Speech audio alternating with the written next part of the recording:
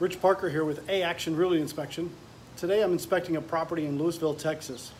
And it's a property that's being advertised as completely renovated from tile to roof, completely move-in ready. I say we go in and take a look at it. Stay with me. We're going to start here in the garage. Here's our brand new installed water heater, 2018. Looking up here at the top with the vent stack, it's supposed to hook to the mechanically attached to the draft hood. Looks like they forgot to install the draft hood. That's going to eliminate carbon dioxide into the garage. That's a hazard. Over here on the side is our TMP. That's a temperature and pressure release valve. That should have piping that terminates downward and out to the exterior of the property. Terminates within 6 inches of the ground. Looks like they forgot to install a pan underneath the water heater. And there should be a sediment trap in there.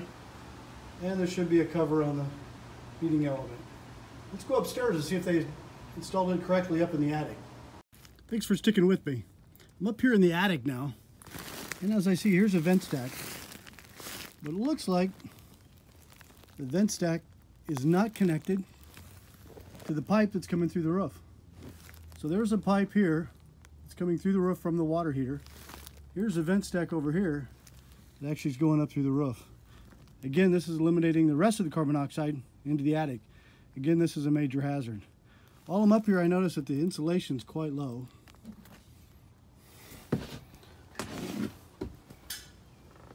There's an open junction box.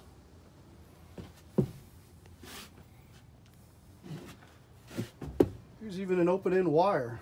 Open-end wire just there, it's sitting there. And it's hot, I've already tested it. Again, A-Action Realty Inspection. We're here when you need us.